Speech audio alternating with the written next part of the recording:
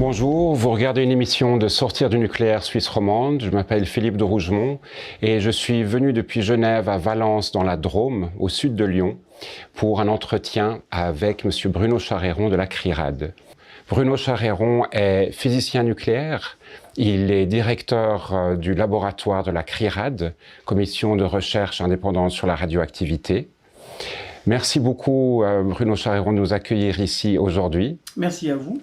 On va passer une petite heure ensemble à parler et à voir quels sont les enseignements que l'on peut tirer de la catastrophe de Fukushima, commémoration des 10 ans de l'accident dans quelques jours. Vous y étiez et ma première question va être d'ordre assez général. Pourquoi est-ce que vous vous êtes rendu, pourquoi est-ce que la CRIRAD s'est rendue au Japon au printemps 2011? D'abord, je précise juste qu'on a décidé tous les deux de ne pas mettre les masques de protection parce qu'on est à une distance correcte. Alors, ce qui s'est passé donc le 11 mars, d'abord, 2011, on apprend, comme tout le monde, qu'il y a ce tremblement de terre, ce séisme, ce tsunami, et en particulier des soucis potentiels sur la centrale de Fukushima Daiichi.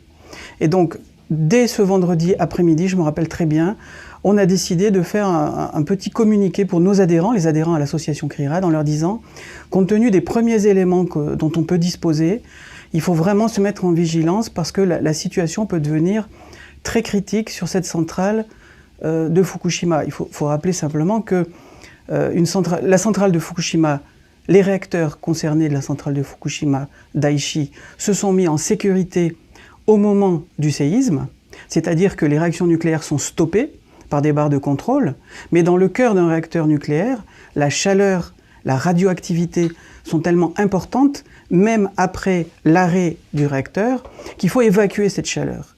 Et les Japonais ont perdu le contrôle, puisque les systèmes de refroidissement nominaux et de secours n'ont pas pu être activés, donc la chaleur a monté.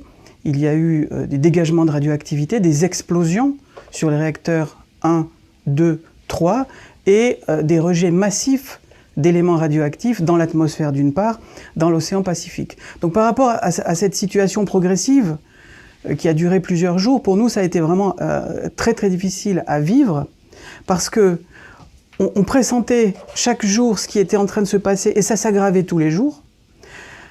Il y avait à tenter de répondre aux inquiétudes des Français sur les retombées radioactives qui ne manqueraient pas d'atteindre le territoire français. La preuve, on a mesuré les retombées de Fukushima fin mars, début avril et pendant presque tout le mois d'avril avec nos balises qui contrôlent la radioactivité de l'air. Et puis surtout, bien sûr, c'était, cette émotion de voir à quel point les populations japonaises étaient exposées à des radiations très importantes, n'étaient pas correctement informées, n'étaient pas correctement protégées. Et voir ça de loin, sans pouvoir vraiment agir pour informer mieux ces personnes, c'était vraiment quelque chose qui a été profondément insupportable. Donc ce que l'on a fait, c'est que comme... on a reçu pas mal de sollicitations de citoyens français vivant au Japon ou de citoyens japonais qui nous demandaient de l'aide, du matériel de mesure, des informations. Et parmi ces citoyens, il y en a un qui s'appelle Wataru Iwata, qui est un artiste et qui s'est vraiment mobilisé dès le début. Il a senti que les informations données par les autorités japonaises n'étaient pas fiables et il a souhaité se doter d'appareils de mesure et faire des contrôles et monter un réseau de contrôle de radioactivité. Donc on a échangé d'abord par mail, par téléphone pendant plusieurs jours. On a appris à se connaître. On a compris réciproquement qu'on pouvait travailler ensemble. Et la CRIRAD a décidé de lui envoyer une dizaine d'appareils de mesure de radioactivité, professionnels et amateurs. Et on a tourné en urgence un samedi des petites vidéos pédagogiques pour à la fois expliquer, en anglais bien sûr, comment on utilise tous ces appareils, comment on interprète les résultats, comment on se protège en allant faire des mesures dans des zones qui sont contaminées. Donc ça a été en particulier le lancement d'une coopération entre la CRIRAD et progressivement un organisme qui va s'appeler petit à petit le CRMS, Citizens Radiation Monitoring Stations, dont Wataru Iwata à l'époque a été une des chevilles ouvrières. puis il s'est retiré du dispositif au bout de quelques années. Et ça a permis, donc la CRIRAD a contribué modestement, comme d'autres structures dans le monde, à aider les Japonais à créer des laboratoires indépendants. De même que nous, à la CRIRAD a été créée par des citoyens en 1986, suite à la catastrophe de Tchernobyl, et ces citoyens ont été aidés par d'autres scientifiques, laboratoire universitaire de Lyon, à monter leur propre labo, le labo de la CRIRAD. Et c'était donc assez logique que nous, à la CRIRAD, nous fassions un peu la même chose par rapport aux Japonais. Donc il a fallu évidemment plusieurs semaines pour que l'on puisse nous-mêmes aller au Japon. Il a fallu d'abord retrouver des moyens financiers, une logistique, attendre que la radioactivité quand même baisse un petit peu. Et puis on a pu donc se rendre sur place. Vous le voyez ici, par exemple, faire des mesures. On est ici en préfecture de Fukushima, dans une école. Les enfants sont là, ils sont toujours là, les enfants n'ont pas été évacués. Et pourtant, la radioactivité est extraordinairement élevée dans cette école. Et ça, franchement, arriver dans des zones aussi contaminées et voir qu'on laisse vivre des enfants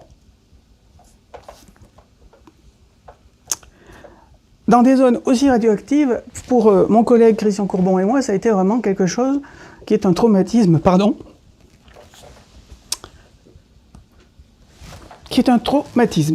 Alors, un exemple dans une des écoles de la ville de Fukushima. Donc, c'est une école qui est à, disons, entre 50 et 60 km du lieu de la catastrophe nucléaire de Fukushima à Daiichi. Eh bien, on a fait des mesures fin mai, début juin. Ici, vous voyez les balançoires. Ici, le sol. Donc, les retombées radioactives qui étaient dans l'air ont été rabattues au sol par la pluie ou la neige. Et elles s'accumulent ensuite dans cette terre. Donc, nous avons prélevé un échantillon de ce sol, de quelques grammes, que nous avons conservé ici dans cette boîte plombée. Et je vais vous montrer que, même 10 ans après, il est toujours radioactif. Cet appareil, c'est un contaminomètre alpha-bêta-gamma qui permet d'enregistrer le taux de radiation alpha-bêta-gamma. Et en l'approchant de l'appareil,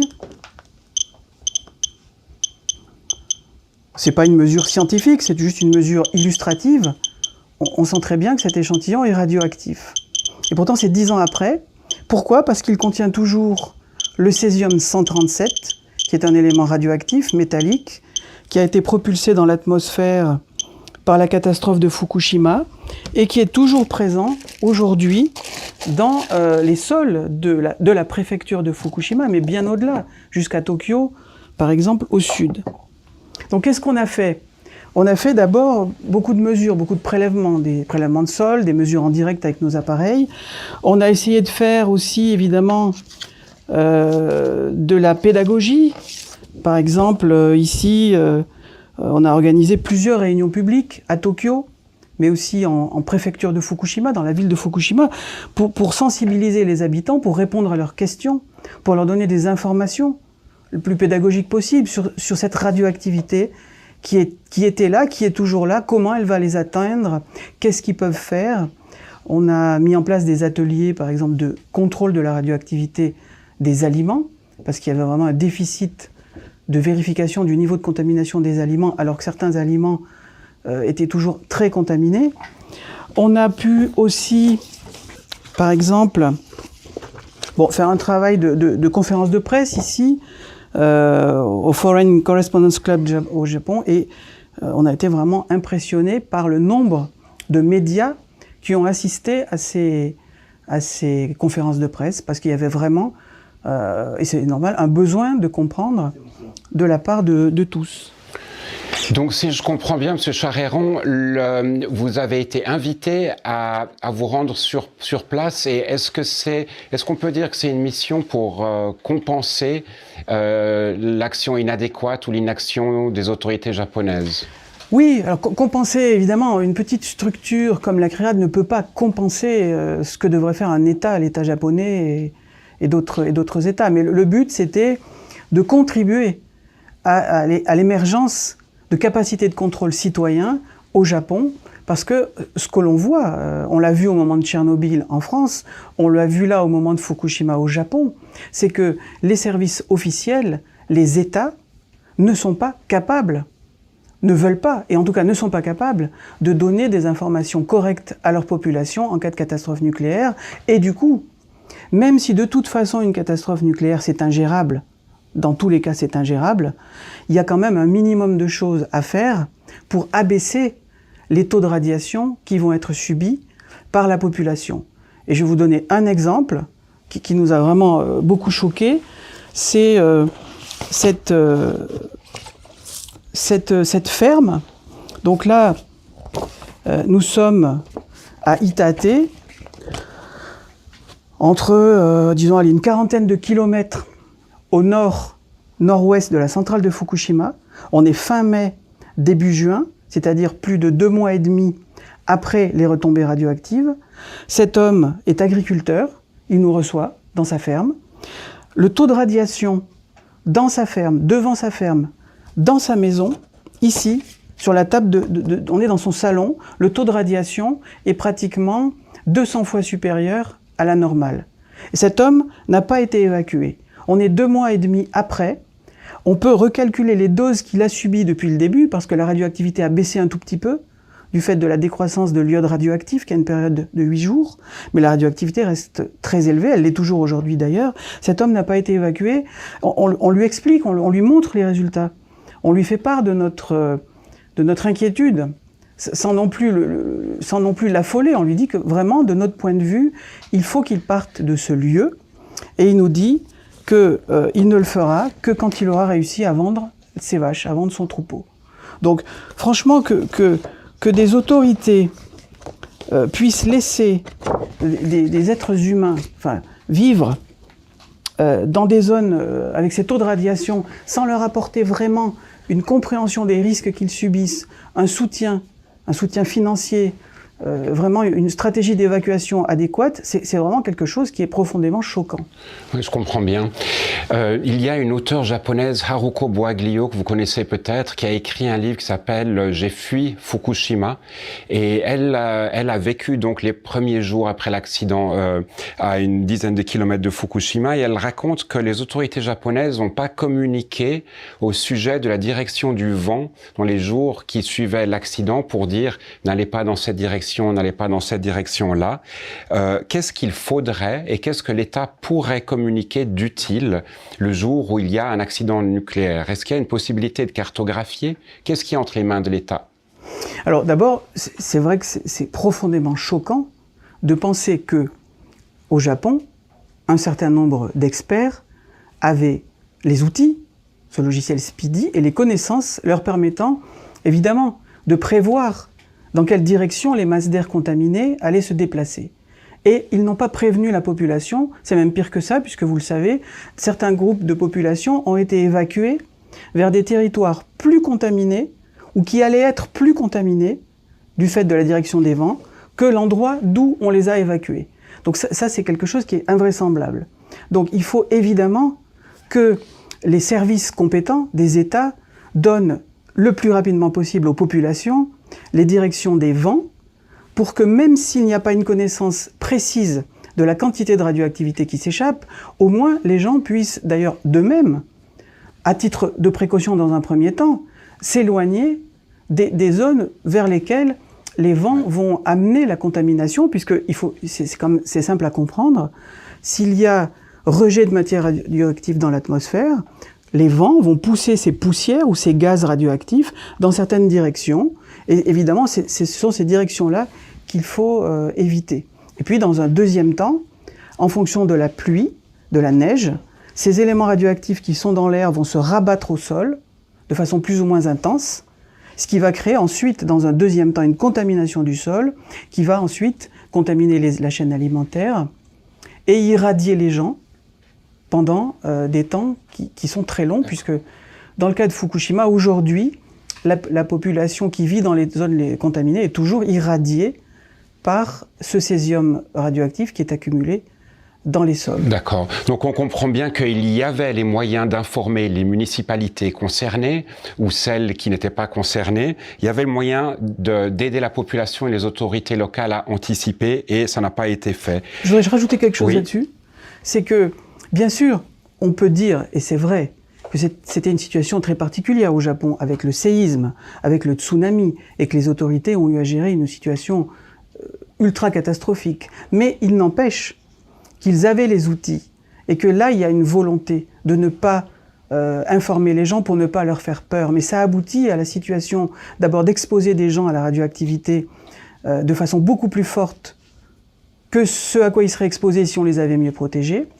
Et deuxièmement, ça aboutit à une perte de confiance complète des personnes dans l'institution, dans leur état, et ça rajoute une difficulté psychique pour les habitants de ces territoires contaminés. Donc c'est paradoxal, c'est-à-dire que l'objectif qui était de protéger la réputation de l'industrie nucléaire n'a pas été atteint.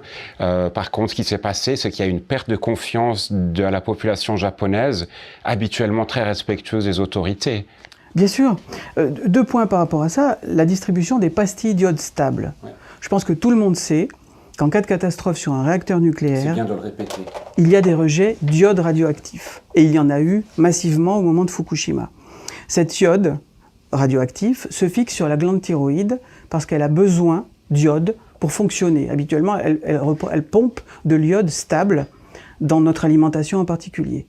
Donc quand il y a de l'iode radioactif dans l'air, si on donne aux gens des pastilles d'iode stable avant l'arrivée des masses d'air contaminées, quand ils vont inhaler cet air radioactif chargé d'iode radioactif, leur thyroïde va moins accumuler cette iode radioactive puisqu'elle est déjà saturée en iode non radioactif. Donc ce type de choses, la distribution de pastilles d'iode stable, ça permet de limiter de façon très importante les doses à la population au niveau de la glande thyroïde. Et donc ça permet d'éviter des cancers de la thyroïde. Donc, pour nous, c'est évident qu'il fallait le faire. Pour un certain nombre de maires, MAIRE au Japon, il fallait le faire.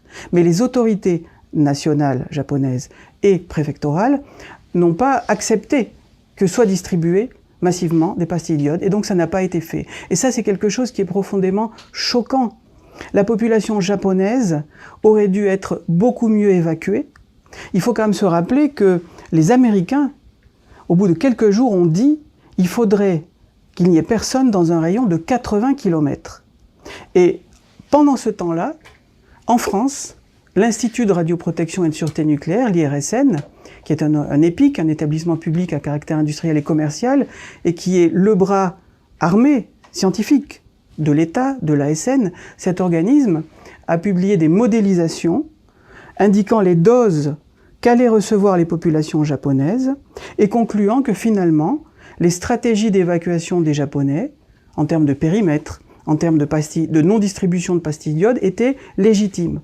Mais ça, c'est profondément choquant parce qu'au moment où l'IRSN a publié ces modélisations, l'accident était toujours en cours. Personne ne pouvait prévoir les nouveaux rejets qui allaient continuer à s'accumuler. Donc faire ce type de modèle pour dire finalement ça va, les doses seront dans des limites acceptables, il n'y a pas besoin de distribuer des pastilles d'iode et il n'y a pas besoin d'évacuer plus, ça nous a vraiment profondément choqués. Et ça veut dire que, en cas de catastrophe nucléaire en France cette fois-ci, ou de retombées massives sur la France, nous n'avons pas confiance dans la capacité des services français de nous donner des informations correctes sur le risque et sur les moyens de protection. C'est pour ça que c'est toujours très important de faire ce que vous faites, c'est-à-dire d'apporter aux citoyens des informations sincères, véritables, sur la radioactivité, comment on la mesure, où est-elle, quels sont les risques. Je vous remercie. Vous avez parlé justement de « on ne peut pas faire confiance », comme s'il y avait peut-être un conflit d'intérêts. Est-ce que le fait que l'industrie nucléaire étant gérée par l'État ou par des fonds étatiques, il y a un conflit d'intérêts? On gère le nucléaire, on est garant de la sécurité de la population et en même temps on est censé agir en cas d'accident. Donc on ne veut pas se défausser non plus. Donc, qu'est-ce que vous, la CRIRAD, avez fait? Enfin, moi, je le sais, mais je vous pose la question candidement pour l'émission. Qu'est-ce que la CRIRAD fait pour compenser cet état où on ne peut pas faire confiance dans les autorités nationales pour apporter l'information sur l'état actuel des contaminations après un accident? Ce qu'on fait, c'est plusieurs choses. D'abord, la contre-expertise, les contre-mesures. Il faut avoir sa propre capacité de faire des mesures. Donc ça, c'est le travail du laboratoire de la CRIRAD, faire des prélèvements, des analyses, pour qu'on ait nos propres chiffres. Après, il y a le décortiquage des choses. Il ne suffit pas d'avoir des mesures de Becquerel dans l'environnement, il faut être capable de calculer les risques et d'expliciter ces risques à la population. Parce que la désinformation, elle est multiple. Il y a une désinformation sur le niveau de la radioactivité, mais il y a une désinformation tout aussi grave sur la dangerosité de cette radioactivité. Il faut se rappeler quand même qu'au moment de la catastrophe de Fukushima, au Japon, des experts institutionnels se sont permis de dire des choses qui sont... Je pense qu'on peut les qualifier de criminelles, ces choses. C'est en particulier ce qu'a dit un professeur, considérant que, à des taux de radiation de 100 microsieverts par heure, c'est-à-dire 1000 fois la radioactivité habituelle, voire 2000 fois au Japon, il n'y avait pas de souci particulier pour la santé, d'une part, et que d'autre part, si les Japonais continuaient à sourire, ils ne seraient pas affectés par la radioactivité. Ça, c'est l'idée que les faibles doses de radiation serait un phénomène psychique, c'est-à-dire que les gens seraient malades après avoir été irradiés parce qu'ils auraient la radiophobie. Ce ne serait que psychique.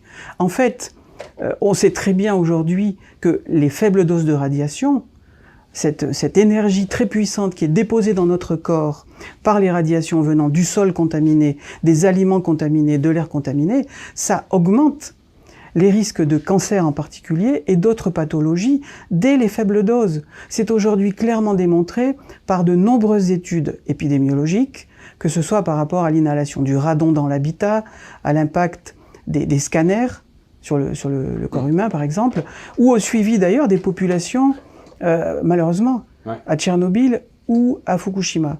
Et donc, qu'est-ce que fait la CRIRAD ? Elle essaie d'améliorer l'information de tous, des citoyens, mais aussi des hommes politiques, des décideurs, des syndicalistes, par rapport à cette radioactivité et aux risques qu'elle représente. Au Japon, j'ai entendu parler, enfin on a été nombreux à entendre parler, que des balises au sol de mesure de la radioactivité étaient posées sur des socles en béton, et qui fait que des citoyens qui faisaient des mesures à côté arrivaient à des chiffres beaucoup plus élevés que ce que donnait cet appareil officiel. Donc si je comprends bien avec ce que vous nous avez raconté de votre travail au Japon, c'est que vous avez effectué des prélèvements et vous avez appris à des personnes sur place à faire ces prélèvements pour qu'ils aient vraiment une base scientifique solide. Est-ce que ça veut dire que qu'on a aujourd'hui une sorte de carte des contaminations au niveau du sol, des points chauds de radioactivité? Est-ce qu'on est arrivé à ça? Bien sûr. Donc, au Japon, se sont mis en place des dizaines de laboratoires citoyens. On peut considérer que la CRIRAD a contribué à la mise en place d'une dizaine, disons, de ces laboratoires sous la bannière du CRMS à l'époque, qui n'existe plus aujourd'hui, mais certains de ces laboratoires existent toujours. Et disons, ces dizaines et plusieurs dizaines de laboratoires se sont regroupés il y a quelques années maintenant, sous l'égide d'une structure qui s'appelle Minanodata, et ils ont produit, je pense que je l'ai là, voilà, ils ont fait un travail considérable avec des bénévoles pour échantillonner, prélever le sol, la couche superficielle du sol, sur 17 préfectures au Japon. Et ils ont produit cet ouvrage, cet atlas de la contamination du sol au Japon. Alors c'est un travail qui est très important parce que si on ne fait que mesurer la radioactivité avec un compteur Geiger, mais qu'on n'est pas capable, par des analyses en laboratoire, de déterminer la concentration en césium-137 radioactif ou en césium-134, on ne peut pas rendre compte de toute la réalité. En faisant ces prélèvements et ces analyses en laboratoire, là, et en ayant donc la connaissance de la concentration en césium-134 et 137, là, il devient possible de calculer, par exemple, l'évolution de cette radioactivité au cours du temps, parce que le césium-134 et le césium-137 n'ont pas la même période physique. Le césium-134 va disparaître disons, il a une période de 2 ans, donc il va disparaître en une vingtaine d'années déjà. Sa radioactivité est divisée par 1000. Pour le césium-137, qui a une période de 30 ans, il faut 10 fois sa période, 300 ans, pour que sa radioactivité soit divisée par 1000. Donc ça leur a permis de produire des cartes prédictives aussi. Donc deux choses. Un, ça leur a permis de montrer que la contamination au Japon était bien plus importante, était très importante d'un point de vue spatial. Elle atteint Tokyo, elle atteint des préfectures qui sont au nord de celle de Fukushima. Ce n'est pas que la préfecture de Fukushima, on le savait déjà, mais c'est objectivé. Et deuxièmement, ça permet d'avoir une meilleure notion de la durée, de l'amplitude de la contamination, non seulement dans l'espace, mais aussi dans le temps. De calculer que, même dans 100 ans, certains des territoires sont tellement contaminés qu'on ne devrait pas permettre à des êtres humains de revenir dessus. Est-ce qu'il y a aujourd'hui une contradiction entre des données qui proviennent de cet atlas et les données qui sont fournies par l'État japonais en disant « oui, les populations réfugiées peuvent retourner vivre dans telle ou telle commune ». Est-ce que vous avez des contradictions entre ces deux sources? Alors, oui, il peut y avoir des contradictions, par exemple, par rapport à la notion de point chaud. Mais cet atlas est fait pour donner une vision des retombées globales. Ces réseaux de laboratoires citoyens au Japon ont aussi produit d'autres documents qui donnent une vision des hotspots, des points chauds, c'est-à-dire du fait que... je vais le tourner autrement. Les autorités japonaises ont une politique, vous le savez, depuis plusieurs années, quelque part de forcer les habitants à revenir dans des territoires contaminés. Cette politique s'appuie sur deux choses. Un, avoir augmenté les taux de radiation acceptables pour l'homme. Avant, la limite de dose maximale annuelle admissible, c'était 1 millisievert par an. Les autorités japonaises ont porté ce chiffre à 20 millisieverts par an. Ça veut dire on va laisser vivre les gens potentiellement sur des territoires où ils peuvent avoir des doses et donc des risques de décès par cancer 20 fois supérieurs aux limites jugées avant acceptables. Donc ça déjà c'est choquant. Deuxième problème, du coup, pour mener à bien cette politique de retour forcé, quelque part, évidemment, certaines aides sont supprimées aux habitants pour les forcer à revenir dans les territoires contaminés. Et puis, il y a la pseudo-décontamination. Or, c'est important d'expliquer qu'on ne peut pas décontaminer une préfecture. On ne peut même pas décontaminer un lieu de vie, une seule maison. Nous l'avons vérifié par nous-mêmes. Par exemple, je me rappelle, en 2012, une demeure au Japon, en préfecture de Fukushima, qui avait été soi-disant décontaminée à fond.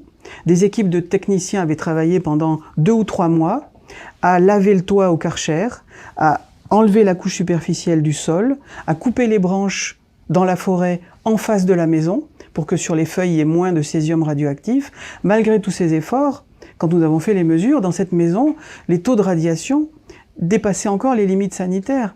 Parce que, par exemple, le jardin n'avait pas été décontaminé. La radioactivité de la rivière, les berges de la rivière n'avaient pas été décontaminées.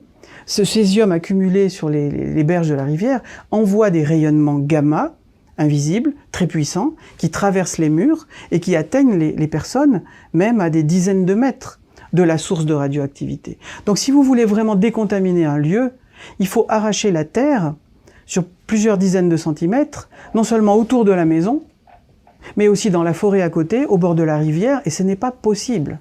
Donc si on veut vraiment faire en sorte que les populations, et en particulier les personnes les plus radiosensibles, les jeunes enfants, les femmes enceintes, le fœtus, l'enfant à naître, il ne faut pas faire pression sur les populations pour les renvoyer vers des territoires qui sont contaminés. Ce n'est pas...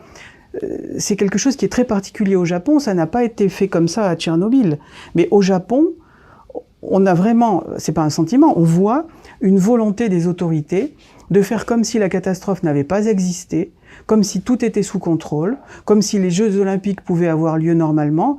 Il y a vraiment une volonté de nier la réalité, à la fois des risques en termes de sûreté par rapport à la centrale de Fukushima Daiichi, qui n'est toujours pas sous contrôle. On ne peut pas dire que la centrale de Fukushima Daiichi est sous contrôle aujourd'hui. Et deuxièmement, par rapport à l'irradiation, à la contamination que subissent les populations qui vivent toujours sur des territoires contaminés, voire pire, même des populations qu'on a forcées à évacuer ou qui se sont auto-évacuées. Il y a une volonté claire du gouvernement japonais de les forcer quelque part, ou de de tenter de les forcer à revenir. Comment est-ce qu'on explique que le gouvernement de l'Ukraine, peut-être de la Russie, voisine même, voisine de Tchernobyl, comment est-ce qu'on peut comprendre que ces pays-là aient décidé d'une évacuation massive des populations et qu'au Japon, un pays qui ressemble beaucoup au nôtre, une démocratie libérale, une économie de marché, un niveau de technologie très élevé, comment vous expliquez ça ? Alors d'abord, je veux pas, je suis pas en train de dire que ce qui s'est passé au moment de la catastrophe de Tchernobyl est satisfaisant, absolument pas. Au moment de la catastrophe de Tchernobyl, que ce soit pour les retombées en France on n'a eu aucune protection, je le disais tout à l'heure. Et évidemment, ce qui est infiniment plus grave, dans les territoires les plus contaminés d'Ukraine, de Russie et du Bélarus, les évacuations, les moyens de protection n'ont pas été du tout à la hauteur du problème. Mais au moins, il y a eu vraiment une zone d'exclusion, par exemple des 30 km à Tchernobyl. Elle est insuffisante, mais au moins, il y a une volonté de dire dans cette zone, il n'est pas autorisé à revenir. Pourquoi au Japon c'est différent? C'est une question qui est trop complexe à mon niveau, une question qui pose, qui est liée à la structure du pouvoir probablement au Japon, à des éléments philosophiques, à la densité de population aussi au Japon. Ce qu'il faut bien voir, c'est que le Japon, c'est très petit par rapport à sa population. Donc c'est une vraie bonne question. Tout ce qu'on peut faire à notre niveau, c'est constater, en tout cas, cette réalité qui pose problème par rapport à la santé physique et psychique de ces populations. Parce que quand vous voyez que dans certains villages, il n'y a que 10% des habitants qui sont revenus, et ce sont souvent des personnes âgées, ces personnes se retrouvent, déjà ont été traumatisées par tout ce qui s'est passé, l'évacuation, ont été exposées aux radiations, et finalement on va les remettre dans un environnement à la fois toxique et anxiogène. De toute façon, c'est ingérable. Ouais. C'est ingérable. C'est-à-dire que si ces populations restent dans leur lieu d'évacuation temporaire, pour elles c'est terrible, parce que ce sont pas des lieux de vie. Donc de toute façon, leur vie elle est très souvent brisée. Là, il y a beaucoup d'enquêtes qui montrent tous ces aspects en termes d'augmentation des taux de suicide, des taux de divorce, de la pression psychique sur les personnes. Et bien sûr, il y a la question de l'impact physique, sanitaire au sens physique, où là aussi, ce qu'on constate, c'est qu'il y a une volonté de ne pas être capable de mesurer les impacts. Vous savez certainement que les seules études vraiment à grande échelle qui sont faites aujourd'hui au Japon pour mesurer l'impact sanitaire de la catastrophe de Fukushima, c'est le suivi des cancers de la thyroïde. Eh bien, ça d'abord, ce n'est fait que sur le cancer de la thyroïde. Il y a beaucoup d'autres pathologies qui vont survenir du fait de ces expositions très importantes à la radioactivité, y compris des pathologies non cancéreuses, pathologies digestives, cardiovasculaires, ça c'est pas suivi. Ouais. Pour ce qui concerne le seul cancer de la thyroïde, il n'est suivi que pour les personnes qui avaient moins de 18 ans au moment de la catastrophe dans la préfecture de Fukushima. Mais que fait-on des personnes qui vivaient dans la préfecture de Miyagi, dans les préfectures plus au sud, y compris à Tokyo d'ailleurs, qui ont été exposées à cette radioactivité par inhalation, par ingestion. Ils ne sont pas compris dans cette étude. Et ce qui est fou, c'est que même si cette étude montre aujourd'hui qu'il y a 20 fois plus de cancers de la thyroïde dans cette population de la préfecture de Fukushima que le taux normal, malgré cette réalité, eh bien, certaines autorités japonaises, y compris médicales, continuent à dire que c'est pas lié à la retombée radioactive, alors que, bien sûr, comme d'habitude, des scientifiques qui font un travail scientifique montrent que, oui, bien sûr, le fait que ça augmente au fur et à mesure des différents dépistages, ça prouve bien que c'est pas un effet du premier dépistage qui aurait pu voir des cancers préexistants pas liés à Fukushima, mais qui a vraiment une atteinte liée à la contamination. Et c'est évident. Quand on a mesuré les niveaux de contamination de l'environnement nous-mêmes à Fukushima et qu'on voit qu'on a laissé des gens vivre dessus, quand on a vu les premiers chiffres de mesure de contamination en iode radioactif des aliments au Japon, plusieurs jours après les retombées, il y a des cas où en mangeant quelques grammes de végétal, d'une matière végétale, un jeune enfant pouvait dépasser très largement la dose maximale annuelle à la thyroïde. Donc, c'est pas étonnant, malheureusement, qu'il y ait une épidémie de cancer de la thyroïde autour de Fukushima. Mais ce qui est, comme d'habitude, choquant, c'est qu'il y a une volonté de ne pas voir cette réalité des effets sanitaires. Les études qui sont faites à Fukushima ont été reprises en main par l'Agence internationale de l'énergie atomique, qui est une agence, vous le savez, de l'ONU, mais dont l'objet est le développement de l'énergie nucléaire. On aurait dû avoir quelque chose qui est pris en main par une agence sanitaire, une agence indépendante. Ce n'est pas le cas, puisqu'on sait très bien que l'OMS, de ce point de vue, n'est pas indépendant, puisque l'accord très ancien qui lie l'OMS et l'AIEA n'a pas été revu, n'a pas été dénoncé. Et d'ailleurs, l'OMS a produit le premier rapport sur l'évaluation des conséquences potentielles sanitaires de Fukushima, un rapport qui est biaisé parce qu'ils n'ont pas pris en compte la réalité, par exemple, des retombées. Certains résultats n'ont pas été pris en compte dans leur évaluation de dose.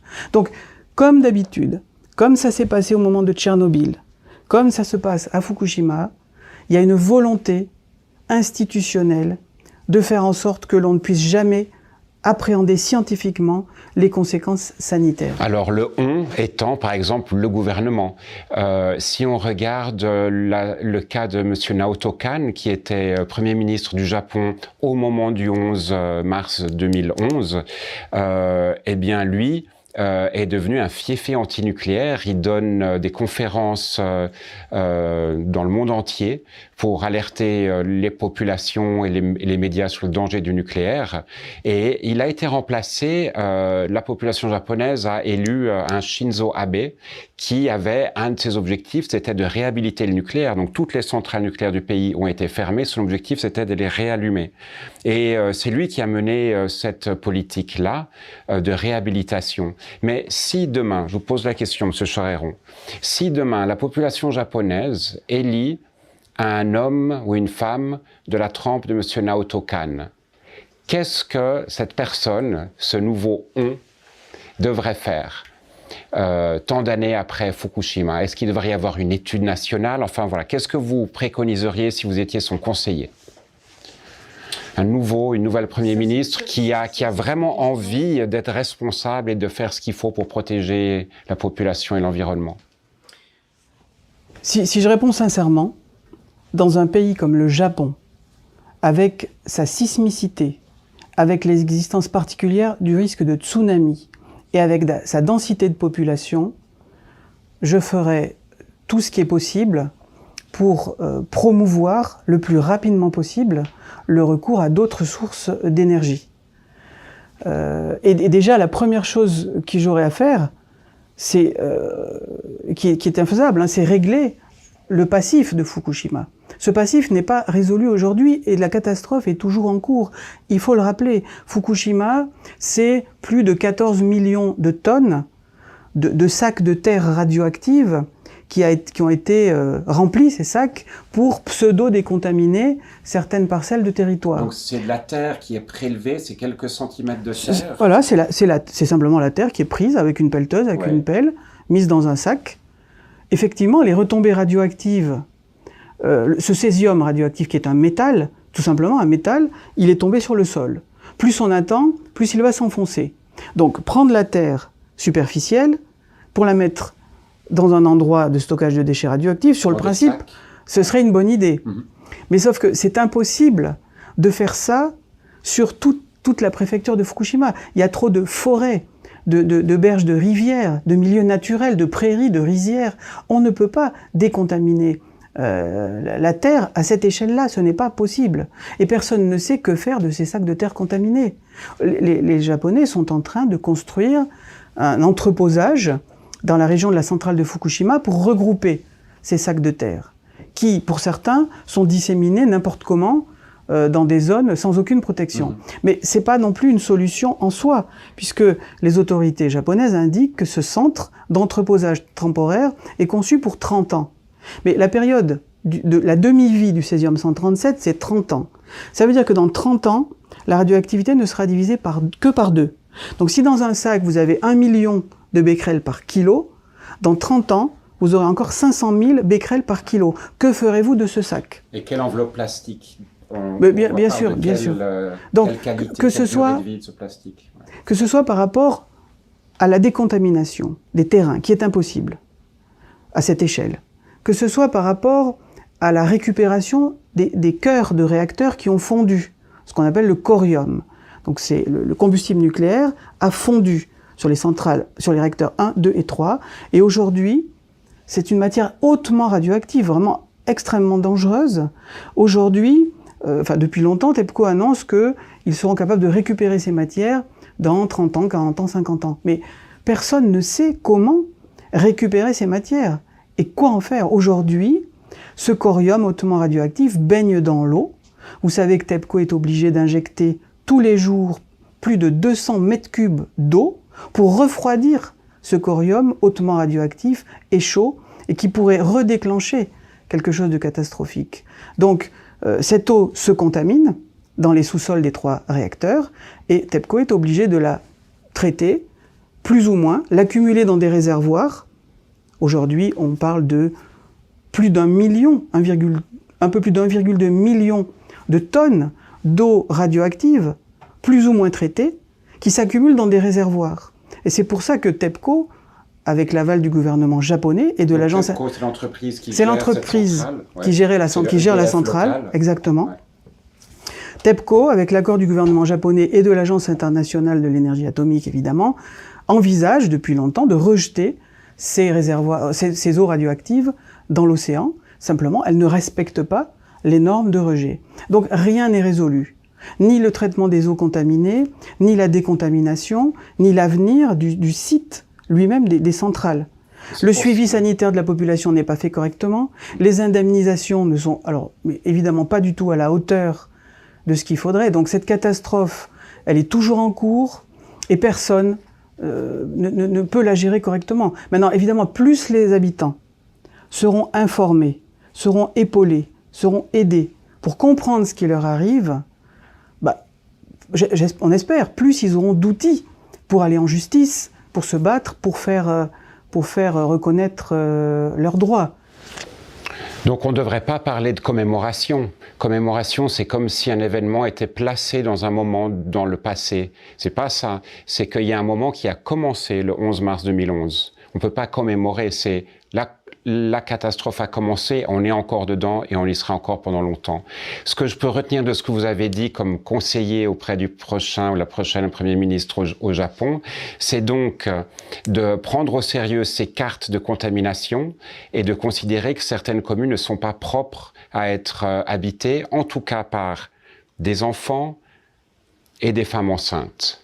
Et puis ensuite qu'il faut faire une campagne de compensation financière pour les personnes qui ont dû déménager, qui sont des réfugiés de la radioactivité dans leur propre pays. Oui. Et vous disiez aussi, en amont, remplacer les centrales nucléaires par une autre forme d'énergie ou d'économie d'énergie pour pas risquer un autre Fukushima dans un pays avec une forte sismicité, etc. Bien sûr, vous avez raison. Un des points très importants aussi à faire, ce serait de stopper la banalisation. Par exemple, la promotion des Jeux Olympiques dans des territoires qui sont en fait toujours contaminés, c'est pas une bonne façon d'aider le pays à se reconstruire. Il faudrait stopper aussi cette politique de retour forcé des habitants dans les zones les plus contaminées. En tout cas, vous m'avez posé la question, si c'était à moi de décider ce que je ferais, donc ça n'engage que moi, les pastilles d'iode. Il faut évidemment que, pratiquement, dans un pays comme la France, et la Suisse qui est encore plus petite, il faudrait que tous les citoyens aient à domicile des pastilles d'iode pour pouvoir les prendre immédiatement en cas de rejet radioactif, de présence de radioactivité, d'iode radioactif, puisque les pastilles d'iode ne sont efficaces que par rapport à l'iode radioactif, mais que ces pastilles soient à disposition, pas seulement dans un rayon de 10 km ou de 20 km ou de 50 km selon les pays. Alors, avant que je fasse le petit mot de remerciement et une petite information sur l'association, j'avais prévu de vous demander votre mot de la fin. Ou bien, qu'est-ce que vous fait penser cette période 10 années après ce fichu vendredi 11 mars 2011 ? Quel est votre mot pour conclure cet entretien? C'est difficile de conclure un entretien. Si c'est en termes de souvenirs, moi, la chose qui m'a beaucoup affectée lors de notre mission à Fukushima en 2011, c'est la rencontre avec une fermière qui était sur une ferme contaminée, qui avait été forcée à évacuer, mais qui pouvait administrativement revenir sur sa terre. On lui a montré avec nos appareils la radioactivité et elle nous a dit merci d'être venu de si loin, j'étais dans l'obscurité, vous m'apportez une lumière. Ça voulait dire vous m'apportez une compréhension, une connaissance, une information. C'est très important d'informer les citoyens sur cette radioactivité invisible, de leur donner des outils de compréhension pour qu'ils puissent mieux réagir, malheureusement, en cas de catastrophe nucléaire ou d'autres situations d'exposition intense à la radioactivité. Puis une deuxième réflexion, c'est que, en tout cas, factuellement, on peut constater que l'énergie nucléaire, l'homme n'est pas capable de dominer l'énergie nucléaire. Si on regarde ce qui s'est passé à Tchernobyl, dans un pays développé comme le Japon, on voit que, contrairement à ce qu'il pense, l'homme n'a pas la puissance de dominer la nature et de dimensionner ses installations pour pouvoir vraiment garantir une exploitation sûre de l'énergie nucléaire. Puis un autre point peut-être, c'est de rappeler que l'industrie nucléaire, électronucléaire, est une des rares industries qui n'est pas assurée par rapport, en termes financiers, par rapport aux dommages qu'elle crée. Fukushima, un institut économique japonais, avait évalué il y a quelques années à plus de 600 milliards d'euros le coût de la catastrophe de Fukushima. TEPCO, l'exploitant, n'est pas assuré. EDF en France n'est pas assuré. L'État n'a pas les moyens de mettre de côté des sommes qui permettent de couvrir ce risque-là. C'est pas, c'est pas cohérent d'exploiter des installations qui font courir un tel risque, parce que le jour où ce risque se manifeste, et ça arrive malheureusement, et ça arrivera, on est face à des situations qui sont totalement ingérables. Merci beaucoup, Monsieur Charéron, pour cette heure passée avec nous.